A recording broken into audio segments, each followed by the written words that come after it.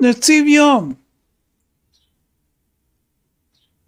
סלמה בתרדה דוד יעקב ומרים, תהא נשמתה צרורה בצרור החיים, תזכה לחזות בנועם השם ולבקר בהיכלו, ותהא מליצת יושר על כל עם ישראל, ותקום בתחיית המתים במהרה, אמן.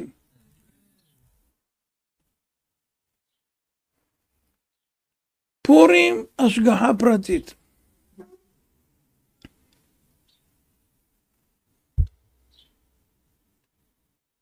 הגמרא במגילה ג' אמר רב יהודה אמר רב, כהנים בעבודתן ולוויים בדוכנן וישראל במעמדן, כולם מבטלים עבודתן ובאים לשמוע מקרא מגילה. מכאן סמכו של בית רבי שמבטלים תלמוד תורה ובאים לשמוע מקרא מגילה. המאמר הזה מלמד את החשיבות העצומה של מצוות קריאת המגילה, שלמען קיומה ראוי לבטל מתלמוד תורה שהיא כנגד כולם. תורה ללמוד זה דאורייתא, מקרא המגילה מצוות חכמים,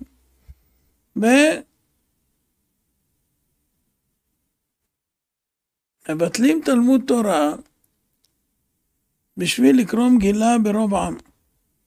מסתפקת הגמרא. באי רבא, מקרא מגילה באמת מצווה, היי מיני הוא עדיף.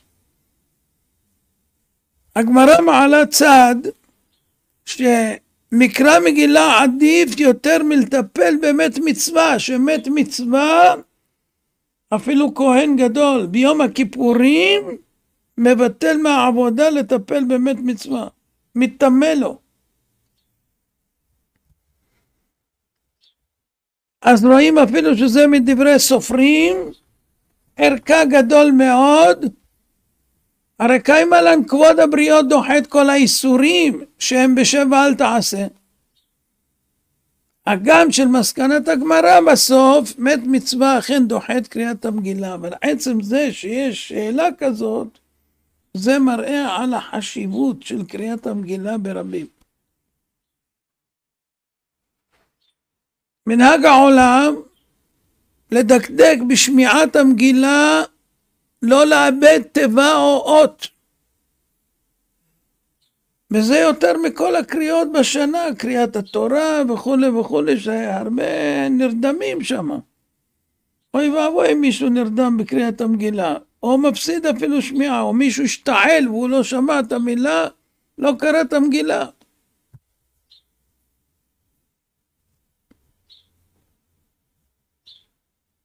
ויש לזה מקור מדברי הפוסקים בשולחן ערוך אור החיים סימן תרץ. וצריך ביאור. למה שונה מצוות קריאת המגילה מכל המצוות? ומה הטעם שהקריאה הזו לא דומה לשאר הקריאות? אז פותחים בשאלה. בירושלמי מגילה פרק א' הלכה ה'. רבי יוחנן אמר, הנביאים והכתובים עתידים לבטל. בחמשת ספרי תורה אינן עתידים לבטל. מה היא טעמה?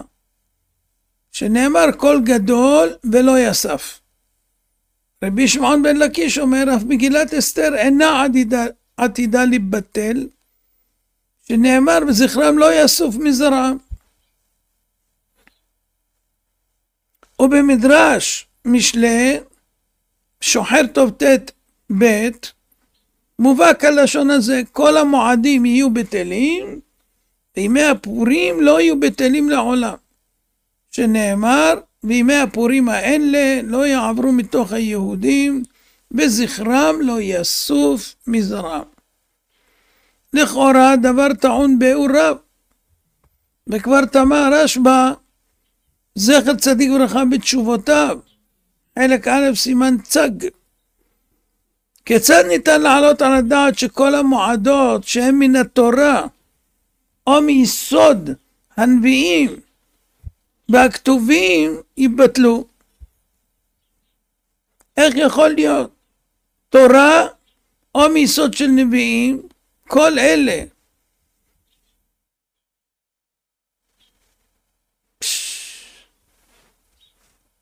איך ניתן לעלות על הדעת שכל המועדות שמן התורה או מיסודם של נביאים וכתובים התבטלו? איך יכול להיות? ורק ימי הפורים לא ייבטלו. וכי קדושת יום הפורים גדולה מכל המועדים כולם?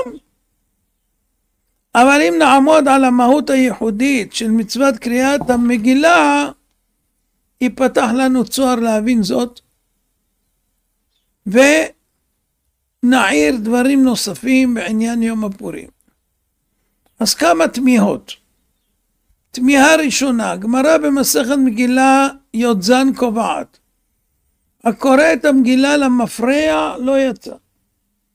זאת אומרת, קורא מהסוף להתחלה. בכך נפסק להלכה בשולחן ערוך סימן תרץ. מה הצורך לחדש דבר זה? ומה רבותא כמשמע לן?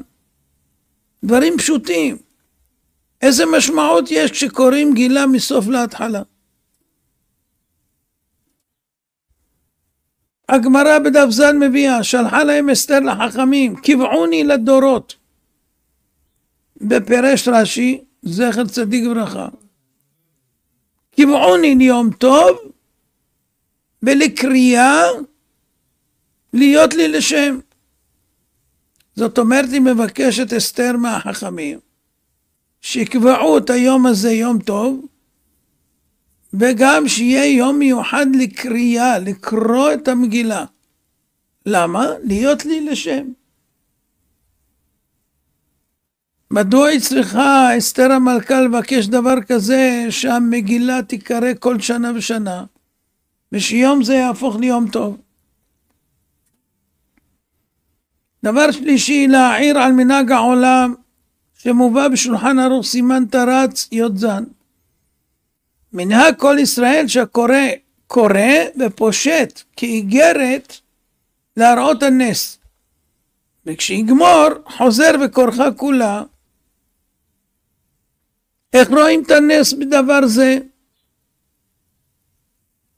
אז מדוע בכל קריאה בתורה או במגילה לא נפשוט את כל אותה פרשה, בכדי להראות לנוכחים את תוכן הקריאה? דבר רביעי, מה הטעם שלא אומרים הלל ביום הפורים? כשניצלו מעבדות לחירות בחג המצות אומרים הלל. לא היה גזרה של מוות, רק עבדים, ומעבדים לחירות אומרים הלל. אז אם ניצלו ממיתה לחיים, לא כל שכן שצריך לקרוא הלל. והגמרא מביאה את את דברי רב נחמן, קריאתה זו הללה. הקריאה זה ההלל, קריאת המגילה זה ההלל. בספר יפה עיניים למוהר"ש יפה אשכנזי זכר צדיק ברכה, מקשה קושיה, מה שונה שבימי הפורים הקריאה עצמה היא הלל, ולא מצינו בשאר ניסים שנתקנו עליהם מועדים, לא פסח ולא סוכות, ששם אנחנו גומרים את ההלל? למה לא מספיק שנקרא את הפרשה בתורה, איפה שמוזכר הנס, כמו שבמגילה? וגם ימי החנוכה, למה לא נתקנה, מדוע נתקנה בהם אמירת הלל, ולא מספיק להזכיר את הנס שהיה? דבר נוסף, יש עוד חלוקה. חלוקה הזכרת הנס של פורים משאר המועדים. ובעיר הגאון מווילנה, במצוות סיפור יציאת מצרים אין צורך להשתמש במטבע לשון קבוע מראש. כל אחד יכול לספר ביציאת מצרים כפי צחות לשונו, ומן התורה הוא יוצא ידי חובה בסיפור כלשהו. הגם שכל המרבה לספר ביציאת מצרים הרי זה משובח, בזה אינו בפורים. בפורים צריך לקרוא את כל הנוסח של המגילה מההתחלה עד הסוף, ואם דילג אפילו תיבה אחת, או שהוא לא קרא בעצמו או שהוא לא שמע מאחר, לא יצא ידי חובתו. למה? הערה נוספת, תוכן השם פורים נקבע על שם הפור, הוא הגורל שהפיל המן. ככתוב, על כן קראו לימים האלה פורים על שם הפור. והטלת הגורל של המן נעשתה בשיא הגזרה שניחתה על כלל ישראל. למה לא נקבע השם של החג על שם נס ההצלה והישועה, כמו בשאר המועדים? פסח קוראים לו על שם שפסח הקדוש ברוך הוא על בתי אבותינו במצרים, אז פסח על שם שפסח. סוכות שסיכך על בני ישראל מענני כבוד, כלשון הרמב"ן זכר צדיק ברכה, שידעו הדורות את כל מעשה השם הגדול אשר עשה עמהם להפליא, ששיכן אותם בענני כבודו. ומי שאמר שבסוכות ממש, לא בענני כבוד, בסוכות ממש הושיבן, כתב הרמב"ן שידעו ויזכרו שהיו במדבר, לא באו בבית ועיר מושב, ולא מצאו 40 שנה, והשם היה עמהם ולא חסרו דבר. בחנוכה, למה קוראים לו חנוכה? שחנו בכ"ה, חנו בכ"ה בכסלו מן המלחמה. אז כל השמות של המועדים זה על ההצלות, על הישועות. ופה קובעים את זה על הפור. מה זה? אז כדי להבין את הדברים ולרדת לשורשם, נבין שיש חילוק מהותי בין הנס שהתרחש בפורים לשאר הנסים שהיו בעם ישראל, כמו יציאת מצרים, ענני כבוד והנס של חנוכה.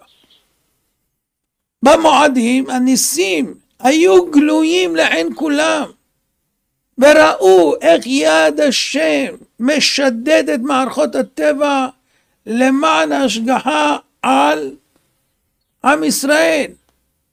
אבל לא כך בפורים. כל האירועים התמזגו והשתלבו בדרך הטבע,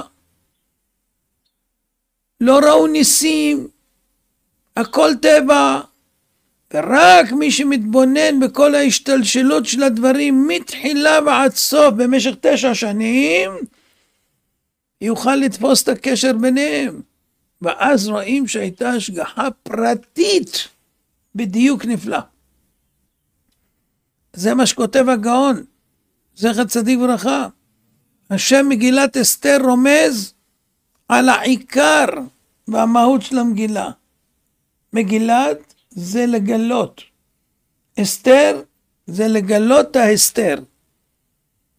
זאת אומרת, כל הנס נערך על פני 9 שנים, הוא היה נסתר, כי אף אחד לא רואה מה הקשר בין אירוע לאירוע, במרחקים של שנים. באה המגילה ומגלה את מה שהיה באסתר.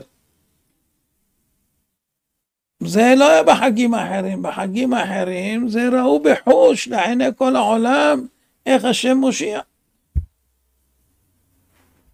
וגם דייק בספר שפתי חכמים, השם מגילת אסתר כולל בתוכו דבר והיפוכו. מצד אחד אסתר פנים, מצד שני מגילה גילוי מוחלט של השם יתברך. אז בזה רואים שבמגילה יש גילוי לחסדיו יתברך, שמתוך ההסתר הגדול של הגלות והגזרה באה הישועה לכלל ישראל, והכל בדרך הטבע. על זה אומרים, ואפילו בהסתורן, שבתוך הסתורן, בוודאי גם שם נמצא שם יתברך, ואפילו בהסתרה, שבתוך הסתרה, בוודאי גם שם נמצא השם יתברך. איי איי איי איי, גם מאחור הדברים הקשים העוברים עליך. אני עומד, אני עומד, אני עומד, גם מאחורי הדבר הקשים העוברים עליך. אני עומד, אני עומד, אני עומד. אז גם כשיש הסתרה, בתוך הסתרה, הקדוש ברוך הוא נמצא שם, מציץ מן החרקים, רואה את הכל, משגיח. אין דבר כזה שהשם עושה דברים ונעלם, לא מודע, לא יודע, דברים פוגעים סתם, אין דבר כזה. הכל מושגח בדקדוק רב. ולפעמים לוקח שנים, אפילו עשרות שנים, עד שרואים את ההשגחה. ידוע מעשה, כמה מעשים הם, החפץ חיים, שהיה מישהו שהייתה זקנה, סוחרת אצלו מקום ולא היה לה כסף לשלם, הוא אמר לה, אם היא לא תשלם, הוא מוציא אותה החוצה. אז היא לא יצאה, כי לא אין לה לאן ללכת, שלג, הכל. הוא הוריד את הרעפים, ונכנס גשם, לא אכפת לו שזה. הוא ראה את הרעה הזאת שעשה, וחיכה, יש אומרים 67 שנה, בשביל לראות מה יעשה עד שהקדוש ברוך הוא שילם לו. יש השגחה, כל זה יכול לקחת דקות, שבועות, חודשים, שנים, עשרות שנים. אבל השגחה יש. העריכו רבותינו גדולי המוסר והחסידות לבאר את היסוד הזה של השגחה פרטית בדרך הטבע, שזה מיוחד למגילת אסתר, בתמצית הדברים. העובדות ההיסטוריות מלמדות שהעלילה שהתרחשה במגילת אסתר לא נמשכה תקופה קצרה, כמו שנראה, כאילו מי שקורא זה נגמר מהר. תוך חצי שעה, 13 שעה גומרים את המגילה, חושבים שהכל היה בחצי שעה. לא, זה ארך 9 שעות, 9 שנים, 9 שנים משנת 3 למלכות אחשוורוש ועד שנה 12 למלכותו. מה שמדהים באירועים של המגילה, כשמנתחים כל מאורע ומאורע בפני עצמו, לא עולה בעיני רוחנו שהייתה פה איזו השגחה מיוחדת. אבל כשמגיעים לסוף המגילה, רואים איך הפאזל מתחבר על ידי הבורא, מלאכת מחשבת, בצירוף כל המאורעות יחדיו. זאת אומרת, אם לא היה קורה אירוע אחד מכל אלה המתוארים במגילה, לא הייתה ישועה.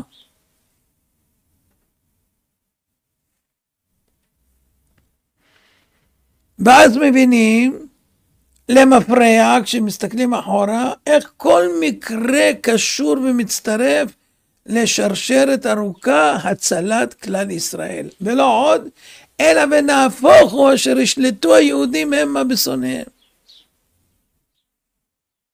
זאת אומרת, 7 באוקטובר באה גזירה קשה מאוד של זרעו של המן, ונהפוך הוא אשר ישלטו היהודים, לבטל את החמאס מעזה, ואת סוריה, ואת לבנון, חיזבאללה, וכו' וכו', ונהפוך הוא. אז זאת אומרת, רק חכו עוד יהיה עוד כמה אירועים, ואז נסתכל, ואז נבין למה היה 7 באוקטובר וכו'. ונביא מעשה שאירע, שהוא דוגמה מיני אלפים, מעשה שממחיש השגחה עליונה, איך היא מגוננת עלינו בכל זמן. כל מה שעובר עלינו זה רק לטובות ולישועות. יהודי, לאחר מלחמת העולם השנייה, ניהל מאפייה בניו יורק. זה היה בימי השואה הנוראה. מכל המשפחה נותרו לפלטה בין חומות הגטו הגבוהות, הוא ואחותו. כולם נלקחו למחנות ההשמדה. הוא חש אחריות כבדה כלפי האחות הקטנה, למרות שהוא היה נער. ההרגשה הייתה שהוא אבא. בכל יום. היה מזהיר אותה כשיוצא לעבודה, תשמרי על עצמך ועל חייך. באחד הימים לא הועילו אזהרות. חוזר הביתה ולא מוצא את אחותו. הלב פועם במהירות. והשכנים מבשרים לו, קציני הגסטאפו הארורים לקחו את אחותך למפקדה. הוא הרגיש שעולמו חרב. אחותו הקטנה, היחידה, זדים ארורים, לקחו אותה. ואז התחיל ללכת לכיוון ה-SS, ואמר להם, תחזירו לי את אחותי! תחזירו לי את אחותי! צועק, בגובה האריות. הזעקות הרעידו את הסביבה. זה צקונס נפושס, כדור בראש. אתה צועק על גרמני? וואי. אבל הוא לא חשב על כלום. הוא רוצה את אחותו בחיים. הגרמנים השתעשעו בזה שילד, והיה ילד אז, ילד ככה צועק, וחס על אחותו, ומתחנן, והם צוחקים, כי הם יודעים מה התוכנית, לחסל אותם. פתאום, שקט, יורד קצין נאצי בכיר, דרגות ומדליות, מגפיים שחורות נוקשות על לוחות העץ. מי זה צועק כך? חיילים הסבירו לו, יש פה ילד יהודי שמחפש את אחותו הקטנה. העיניים נצצו ברשעות, חיוך שטני עלה על פניו, התקרב אליו, הצמיד פנים לפנים של הילד, וצעק בקול אכזר, את אחותך תראה בחיים, כשיצמחו לך שערות על כף היד.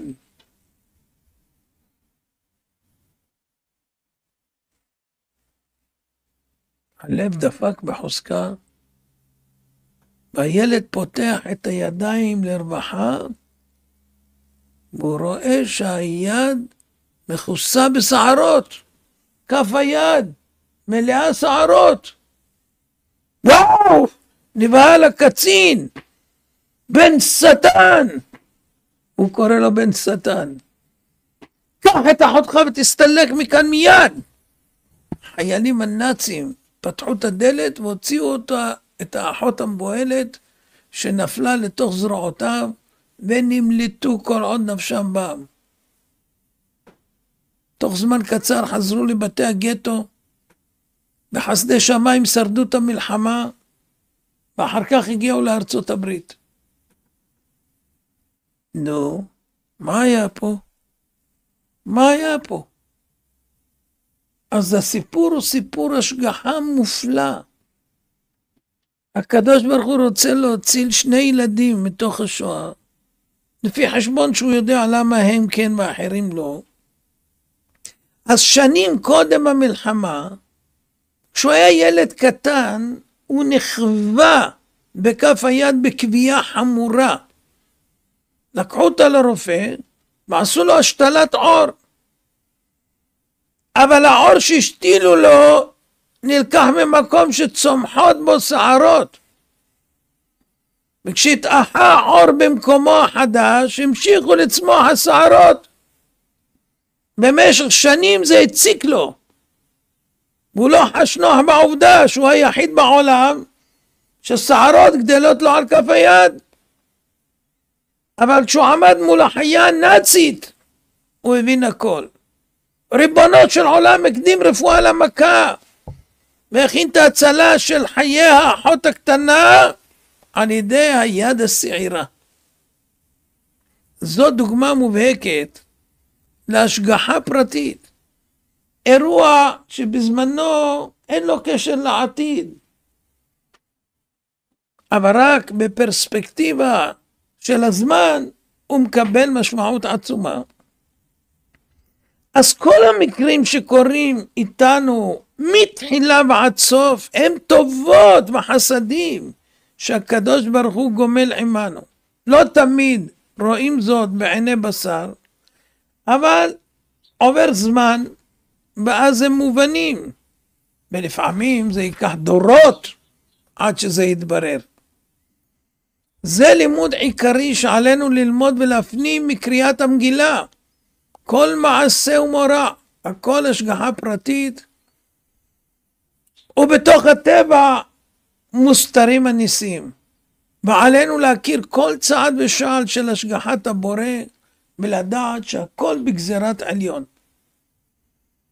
ועכשיו נוכל לתרץ את כל מה שהקשינו בהתחלה.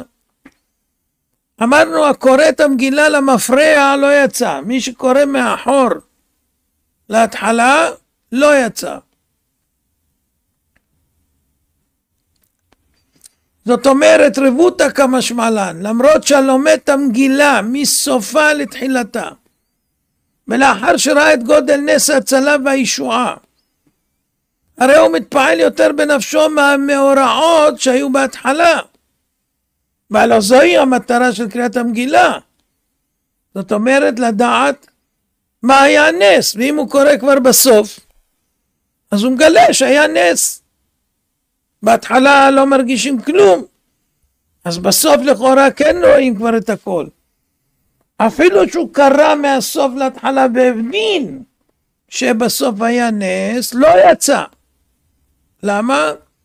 כי תכלית האמונה זה שגם בזמן התרחשות של המאורעות, כאשר לפי שעה אנחנו לא מבינים בשכל את המהלכים של השם, והכל בגדר נסתר, אנחנו צריכים להרגיש בחוש כבר מההתחלה שהכל מתנהג על פי הקדוש ברוך הוא. ומה דעביד רחמנה לטב עביד. זה הסיבה. 2. למה ביקשה אסתר קבעוני לדורות?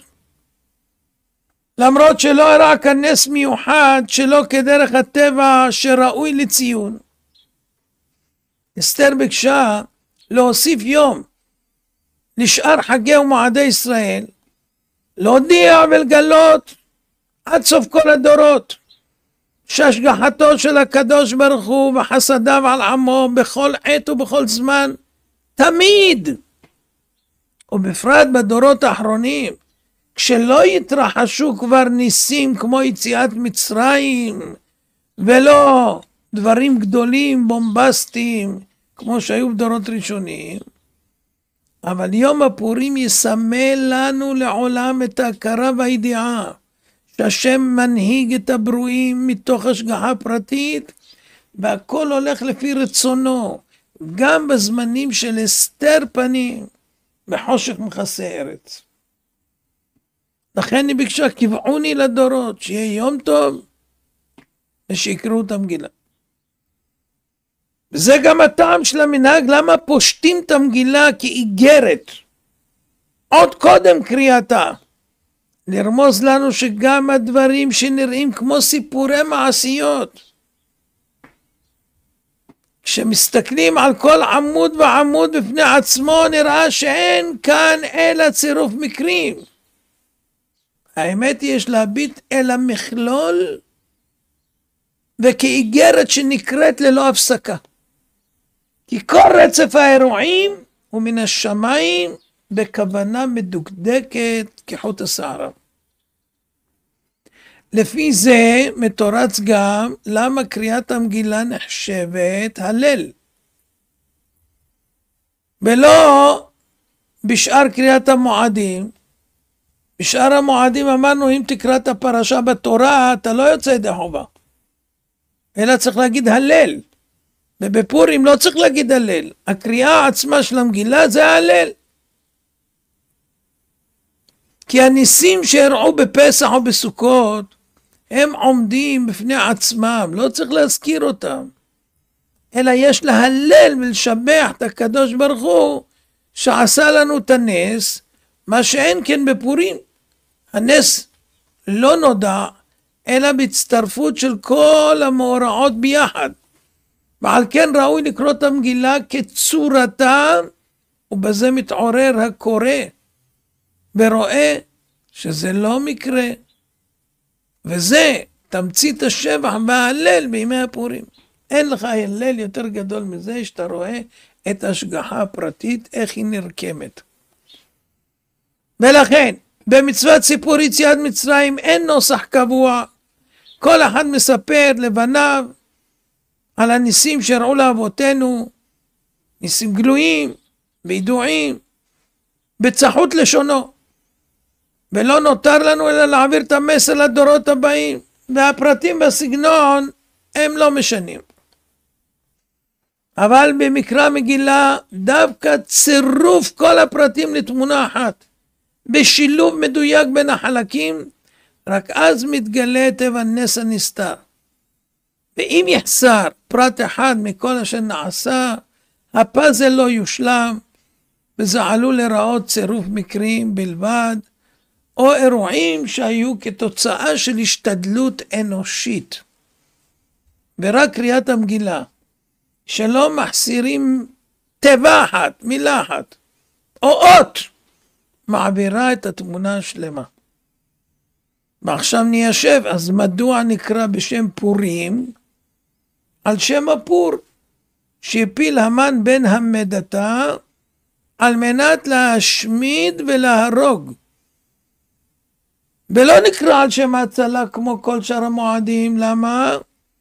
כי תכלית יום הפורים להשריש את האמונה בהשגחה פרטית, ולראות שאפילו שנופל פור נגד היהודים, אל תדאג, נראה לך שהכל מכוסה מאת השם, ופה יש מישהו שעושה מה שהוא רוצה. על זה מורה הגורל הוא הפור, מפני שבהטלת גורל כל המשתתפים מכירים שאין בידם מה לעשות, אלא נותר להם רק להשליך את כל יהבם על השם.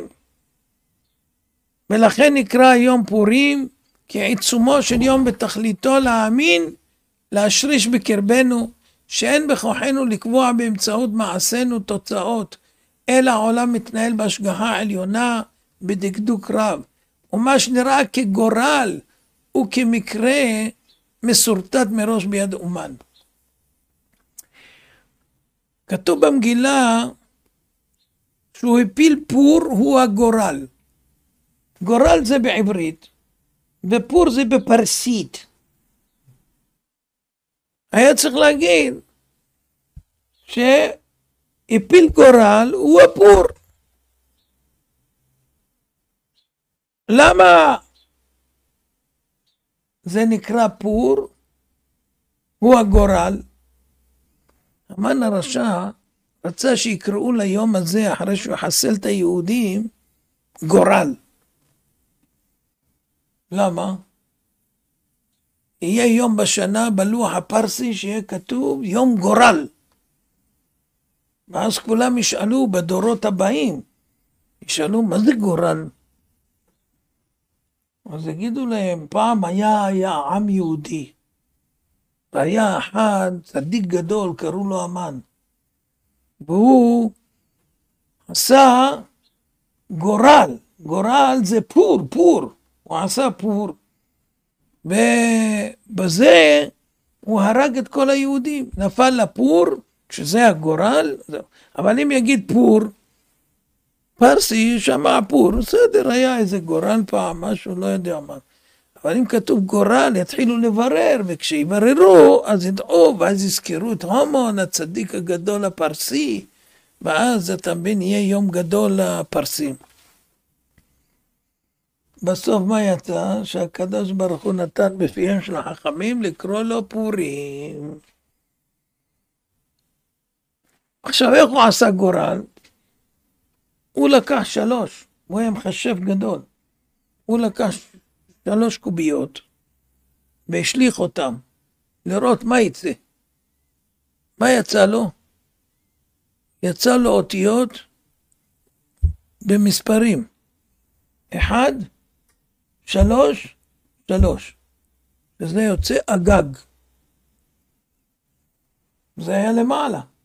הוא היה מבסוט. הנה סבא רבא, שומר עליי מלמעלה הגג, והוא נותן לי עכשיו להרוג את כל היהודים, סבא רבא, הגג, הנה כתוב מפורש, הנה יצא. אבל עניין אותו מה יש למטה, מתחת. הוא הפך את הקוביות, והוא ראה שיש שם את הספרות 446, שזה דוד. ואז הוא אמר, וואי, עוד הגג, סבא רבא מתגבר על הזרע של דוד, זה. היה בטוח שזהו, שהמזימה שלו תצליח. אבל הוא לא הבין דבר אחד, כי ברגע שהוא הפך לראות מה כתוב למטה, אז דוד היה למעלה, והגג היה למטה. וייז לו אדהמן על העש, אשר הכין למרדכי. השגחה פרטית. הוא חושב שזה הולך איתו, והוא בטוח, כן? הנוח'בות רצו, זאת אומרת, הכל מושגח מאת השם. עכשיו, צריך להבין מה המנהג הזה שמביא הרמו בסימן תרצו, שבפורים נוהגים ללבוש פרצופים ומסכות. יש לומר שטעם המנהג להראות שהחיצוניות אינה אלא מסווה והסתר לפנימיות. לבישת המסכות מרמזת על כך שכל המחזה שאתה רואה בעיני בשר כלפי חוץ במשך כל השנה אינו אלא מסכה למציאות האמיתית המונהגת על ידי הקדוש ברוך הוא בצורה נסתרת. בעניין פורים לגלות את קיום הקדוש ברוך הוא בהסתר. זאת אומרת, כשאדם שם מסכה, אז החיצוניות לא משקפת את הפנימיות לכאורה, היא מסתירה את הפנימיות. לא רואים את הפנימיות, אבל מבחוץ. זה אמרנו פעם, שאנשים לא מבינים שכל מה שהם שואפים להתחפש ומחכים לפורים, זה באמת הפנימיות שלהם. אחד מתחפש לגורילה, כי הוא רוצה להפחיד תמיד את האנשים. ולכן הוא בא לאנשים, לקטנים, ילדים, וזה מפחיד אותם. הוא רוצה להיות גורילה. אם הוא יכול להיות גורילה, הוא היה כל השנה גורילה. אבל יש לו הזדמנות, לפחות בפורים, לגלות את צפונות ליבו. ילד שמבקש מאמא, תחפשי אותי למרדכי, אז זה יפה. אז שלח לי אחד, יש אחד כזה, שעשו ממנו הרב של הפטריוטים, כן? אבל כששואלים אותו כל מיני דברים, הוא לא כל כך בקיא בתורה. אבל מעניין. נזכר בי, הוא פעם יצא נגדי וכתב נגדי. קוראים לו יקי אדם קר, אני הייתי קורא לו אדם קר. והוא שלח לי בעצמו. מה הוא שלח לי? הוא שלח לי שהוא תחפש לאמנון יצחק. והוא כתב ככה. כשהייתי בן 7, התחפשתי בפורים לרב אמנון יצחק, אחד מגדולי המחזירים בתשובה באותה תקופה. הכרתי אותו בעיקר מהדיסקים והקסטות שחולקו בצמתים, ולא הרבה מעבר לזה. התחפושת עוררה הדים רבים, והרוב חשבו שהתחפשתי סתם לרב ממוצא תימני. זה היה רעיון של אמא שלי, שהיה פשוט וקל ליישום.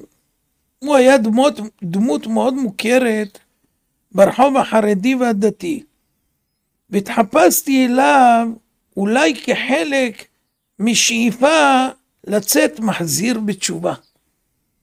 בסוף יצאתי רק רב ראשי בפטריוטים. כן, גם זה תחפושת שמה, רב בפטריוטים, וגם תחפושת. אבל המטרה של התחפושות זה כמו שהסברנו. עכשיו, עדותו של החפץ חיים. לעתים לאחר שעובר הזמן מתגלות הנסתרות ונופלות המסכות, וכמו שאמר החפץ חיים, זכר צדיק ברכה, הוא אמר ככה: בגלל שהארכתי ימים, ראיתי בחיי פעמים רבות שלאחר עשרות שנים הקדוש ברוך הוא שילם לאדם עונש או שכר מעשיו, והיו מי שלא הבינו מדוע אירע כך וכך לאיש. רק מי שזוכר את המאורעות עשרות שנים אחורה מבין חשבונות שמיים. מה שסיפרתי לכם עם האישה זה אחד המקרים. זה היסוד של פורים. אירועים רבים ומשונים קרו ב9 שנים כמקרים שאין קשר בין אחד לשני. הריגה של ושתי, בקתן ותרש, בחירת אסתר בת 76, ירקרוקת, היפה מכל הנשים. לוקח סבתא, יש לו בחורות צעירות, מה הולך פה? וכן הלאה. וזה אחרי שבדקו מיליונים, ונתנו להם חצי שנה להיות בבשמים, וזה כמה בזבז כסף רק בשביל לבחור אישה אחת, בסוף לקח זקנה. מישהו יכול להבין דבר כזה? וכל זה עובר בשביל להציל את כלל ישראל מהאויבים, ונהפוך הוא עוד, שישלטו היהודים יחריטו את זרע עמלק. לא יאומן כי יסופר. בשושן הרגו 500. יש הבדל בין שושן הבירה לבין שושן. שושן הבירה זה הפרלמנט, שם איפה שהיה כל המוסדות. שושן הבירה. שם הרגו 500, הרגו 500 שרים, האנשים של הקבינטים, הכנסת, מכל הזה שם. וכל ה-75,000 זה בשאר הערים וכו'. עכשיו, נמתיק את הדברים, להוסיף ביאור נפלא מהגאון רבי שלמה קלוגר, בפיוט של 10 הרוגי מלכות. אומרים אותו במוסף יום הכיפורים. שרפי מעלה צעקו במרה, זאת תורה וזאת שכרה, עוטה כסלמה אורה, אויב מנעד שמך הגדול והנורא, ומחרף ומגדף על דברי תורה. ענתה בת קול משמיים, אם אשמע קול אחר, אהפוך את העולם למים, לתוהו ובוהו, אשית הדומיים, גזירי מלפניי, קבלוה משעשעי דת יומיים. יש להבין, בפשטות רואים שהתשובה משמיים לטענה של שרפי מעלה, זאת תורה וזה שכרה שיוצאים להרג ככה. אומר להם, אם תשמיעו את הטענה שלכם, יהפוך הקדוש ברוך הוא את העולם לתוהו ובוהו למצב הקודם. איזה מין תשובה? הרי הדברים נשמעים כמו איום. למה לא ענו למלאכי מרום בתשובה נכונה על השאלה? מבאר הגאון רבי שלמה קלוגר על פי משל נפלא. מלך בחר בחיית אחד שיתפור לו חליפה, וסיפק לו חוטי זהב וכסף יקרים לרוב על מנת שישמשו אותו לתפירת הבגד המלכותי כראוי בחיי למלך. ואכן לאחר זאת הגישה חיית הבגד למלך לשביעות רצונו. אולם שאר החייטים קנאו בחייט, וברוב הקנאה עלילו עליו אצל אנשי המלך, שנשארו אצלו חלק מהחוטים העיקריים מזהב, והוא לקח אותם לעצמו, לא החזיר. קרא המלך לברר, והחייט הכחיש הכל. שאל אותו, איך תוכיח שהם משקרים? אמר הדרך היחידה שאוכל להוכיח זה לפרום את כל התפירות של הבגד, ואז אני אצביע ואראה כל חוט וחוט שקיבלתי מהמלך נמצא במקום המיועד, לא חסר אחד. זה המשל. הנמשל, שאלו שרפי מעלה, זה תורה וזה שכרה? אמר להם, אם אשמע קול אחר אהפוך את העולם למים, לתוהו ובוהו אשית אדומים. רמז להם, לא תוכלו אף פעם להבין למה אני עושה ומנהיג את הברואים זה בכו וזה בכו. רק אם אני אפרום ואפרק את כל הבריאה, אוכל להציג בפניכם את כולם מראשיתה עד אחריתה, שתראו איך הכל מחושבן מדוקדק. כל מעשה נעשה תחת השמש, יש לו מטרה, ולמה הוא נעשה, ומה השתלשלות הדברים שגרמה, ואז תוכלו להבין את הפלא העצום של 10 הרוגי מלכות. כך ניתן להמליץ על פורים. אדם יגיע על דרגה שכאילו כל הבריאה פרוסה לפניו, וידע בבירור שכל מקרה ומקרה מתוכנן מראש עם סיבה ומטרה, ושום דבר לא במקרה קרה. כל דבר קטן שבקטנים, אפילו נוקף אצבע, בדין יושבים למעלה והם מחליטים היום בשעה כך וכך ייכנס לו קוץ באצבע בעומק כזה ויצא לו 2 טיפות דם בכאב, יהיה לו למשך שבוע ימים ואחרי זה הוא יתרפא. אין בטעות, אין דבר כזה, הכל מחושבן. עיקר היהדות זה להאמין בהשגחה פרטית, כמו שכותב הראש באורחות חיים, לפתוח בשם בכל לבבך ולהאמין בהשגחתו הפרטית, כי זהו סגולת ישראל על כל העמים, וזה יסוד כל התורה כולה. השגחה פרטית של הבורא על הברואים עד הפרט הקטן ביותר, כתב בספר שומר אמונים במאמר השגחה פרטית, וכן כל צעדיו של האדם ספורים ומנויים, כמו שאמר איוב, וכל צעדיי יספור. ואנחנו מברכים המכין מצעדי גבר. כל צעד וצעד שאנחנו הולכים, הכל הוכן על ידי הקדוש ברוך הוא. רגלו היא דבר אינש ערבין לאתר דמטבעה לתמן יתה. כל הפסיעות של האדם הם ערבים להביא אותו אל המקום שקבע השם. ידוע מעשה ששלמה המלך ידע ששני עבדים שלו צריכים למות. אז הוא אמר להם לברוח לעיר לוז, והם הגיעו לשער להיכנס ומתו שם. זה היה בדיוק המקום שהם צריכים למות. ועל זה נאמר שהרגליים ערבות להביא את האדם למקום ששם הוא נדרש. אז אנחנו מברכים המכין מצעדי גבר, תבינו, נפלת, נכשלת, נקעת, כל הדברים, הכל. כמה פסיעות, כמה זה, פתאום תצטרך לרוץ, פתאום אתה צריך ללכת ככה, פתאום זה, הכל מחושבן בשמיים. וגם מספר הצעדים של האדם ספורים בשמיים. אם אתה עובר את הצעדים שלא היו לכיוון בית כנסת ובית המדרש, אז נגמר לך צעדים, נגמר. הכל מדוד.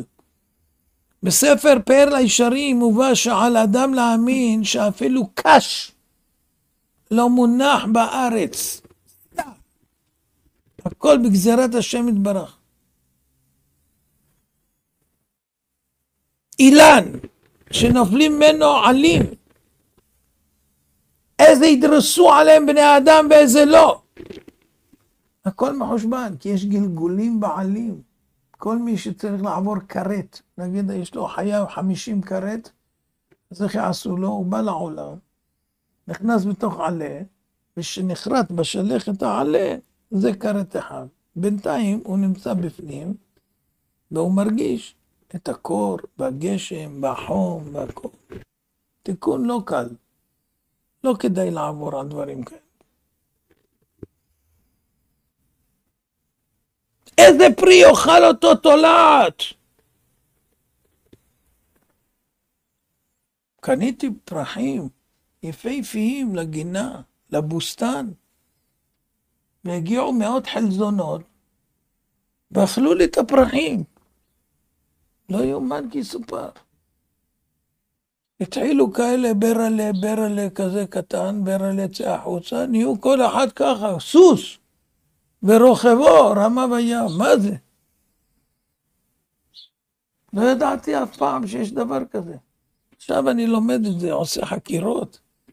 הזמנתי מצודות כבר, יש חומרים, ויש לי גם צייד, שבא ושולה. אתמול הוא רק הוציא 200, אחרי שהוא כבר עשה, כבר הגענו ל-600 לפחות. חלזונות, כל אחד תבין בומבה. אוכלים, עולים, מטפסים, אוכלים את כל הפרחים למעלה. לא יאומן כי סופר. הכל מחושבן. ועוד אומרים חכמים, בחולין, זן, אמר רבי חנינה, אין אדם נוקף אצבעו מלמטה, אלא אם כן מכריזין עליו מלמעלה. אז כל תנועה קלה, הכל בחשבון עם בית דין. בערכין תזן, שואלת הגמרא עד היכן תכלית האיסורין, מביאים דוגמאות. אדם חשב למזוג לו כוס של יין במים חמין, ומזגו לו בצוננין. מי שנהפך לו חלוק, ולא לבש אותו כסדר, וצריך להפוך אותו עוד פעם, הכל בחשבון, זה איסורים מתוכננים מהשמיים. מי שהכניס את היד להוציא 3 מטבעות והוציא רק 2, צריך להושיט עוד פעם את היד, הכל זה חשבון של איסורים מתוכננים. בקיצור, הכל הולך בהשגחה פרטית. ועכשיו ניישב את השאלה הראשונה. למה כל המועדים עתידים להתבטל חוץ מפורים? מה מיוחד בו משאר המועדים? שהם התבטלו לעתיד לבוא והוא יישאר לעולמי עולמים. אז יש כמה שהתנבאו ממש בסגנון אחד. לעתיד לבוא, תתמלא הארץ, דעה את השם כמים לים מכסים. אנחנו נראה ניסים גדולים ועצומים, גילוי שכינה ממש כמו במצרים.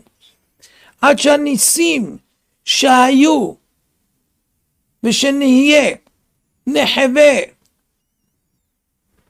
כל המועדים יהיו כאין ואפס, לעומת הניסים לעתיד לבוא. זה מה שאמרו, המועדים יהיו בטלים.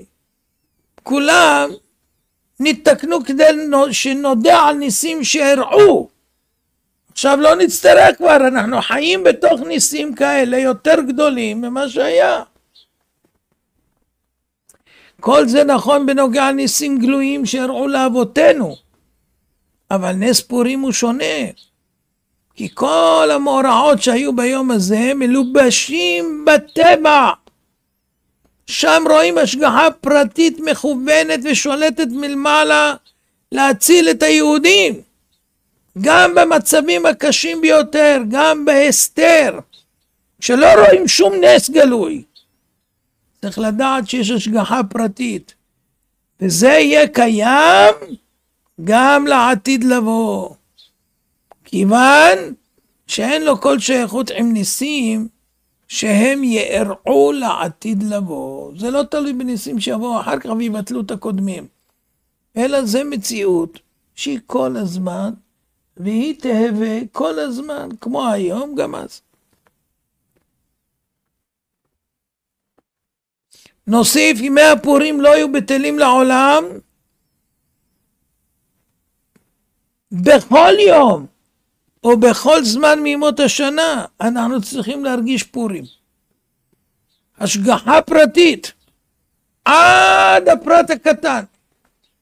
זה אחד היסודות החשובים ביהדות, ובפרט למי ששואף לחיות חיים של בין עלייה ולעלות מעלה מעלה במעלות התורה ויראת שמיים, לחיות בהכרה שישנה השגחה פרטית על הכל, והכל נעשה מתוך התכלית, להיטיב לנו באחריתנו. תמיד אמרתי בשופר, היו אנשים כאלה ואחרים, ויש אנשים שממש, שהיו בשופר היו צריכים אותם, והם עשו עבודה מיוחדת והכל, והנה הגיע יום אחד שהחליטו לעבור למקום אחר, ואתה כאילו נשאר עם חור. תמיד אמרתי, תמיד יבוא יותר טוב. ומאז רק יותר טוב. כל פעם שמישהו הולך, אנחנו יודעים שהשם מזמן לנו משהו יותר טוב. וככה זה עובד. והנה היום הגענו לשיא השיאים, שיש כבר כפז, הכי טוב. אנשים הכי טובים, אנשים שממש מדקדקים, אנשים שזה... עבדנו ליצור הרבה אנשים שיהיו שומרי תורה ומצוות, אבל להגיע לשיאים כאלה של מה שעושים בכפז, שתבח הבורא תמיד יותר טוב, תמיד. משם נכנס אדם. משם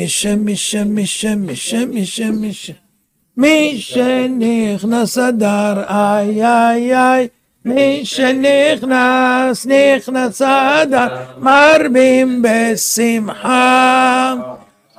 מי שנכנס אדר, מרבים בשמחה. ישמחו במלכותך, שומרי שבת וכל עונג שבת. ישמחו במלכותך, שומרי שבת וכל עונג שבת.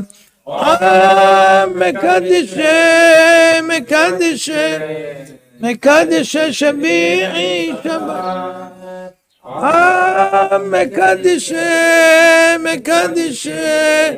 מקדשי שביעי שבת. גם השבתות באות בהשגחה.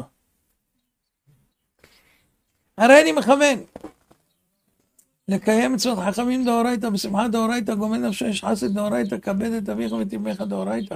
לעשות נחת רוח לקדוש ברוך הוא, ולעשות נחת רוח לתנא הקדוש, שיהיו שפתותיו